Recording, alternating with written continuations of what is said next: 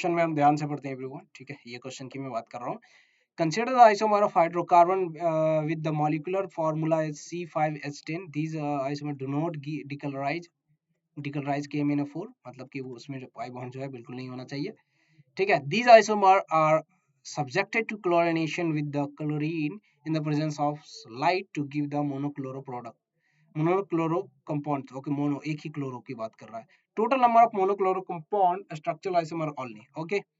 तो यहाँ पे तो आप एक तो है वो क्या निकाल लो, डबल बॉन्ड इक्विवेलेंट, उस जो डबल बॉन्ड इक्विवेलेंट निकाल लोगे तो वो 1 आएगा।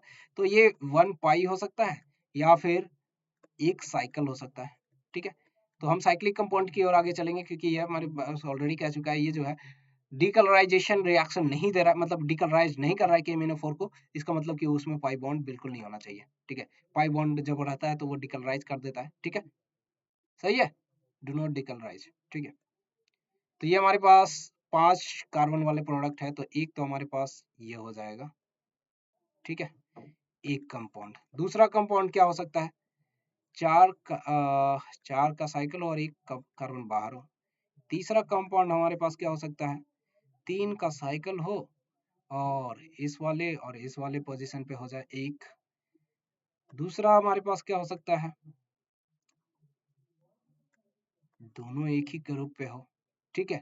और एक और बच रहा है, ओके, इसको मिस नहीं करना है, एक हो और एक ये 2 हो, ठीक है। इसके अलावा मुझे नहीं लगता कि और भी तरीके से आप कंपाउंड बना सकते हो, है ना, जिसमें पाई बॉन्ड ना हो, मतलब कि ये पाई बॉन्ड ना हो, ठीक है।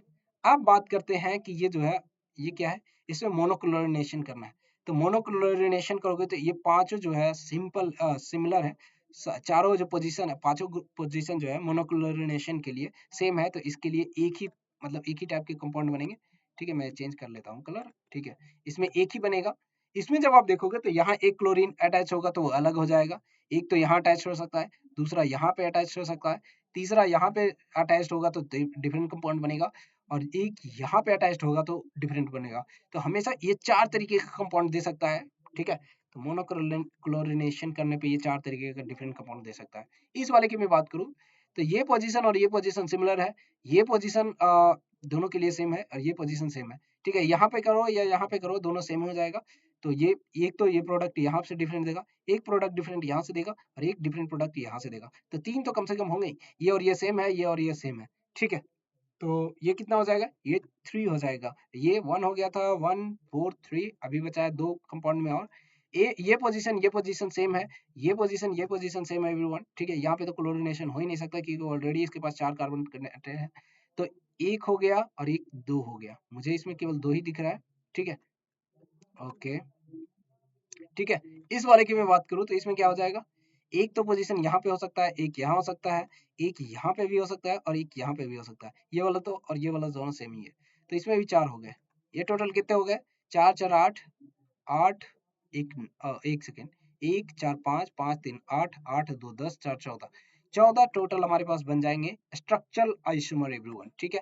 अगर पोजिशनल की बात करता तो यहाँ पे भी ये क्या बोलते हैं, कायरल कार्बन बनता, यहाँ कायरल कार्बन बनता और इधर भी कायरल का कुछ आता, लेकिन यहाँ पे स्टीरियो की बात ही नहीं किया है, ये केवल स्ट्रक्चरल आइसोमर की बात किया है।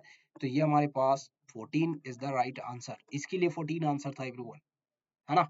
हालांकि इस क्वेश्चन का हमने ऑलरेडी डिस्कशन कर दिया है, ऑलरेडी हमने मेमोरी बेस्ड क्वेश्चन में बताया है, ठीक है। तो इस क्वेश्चन का आंसर 14 था, ओके, चलो।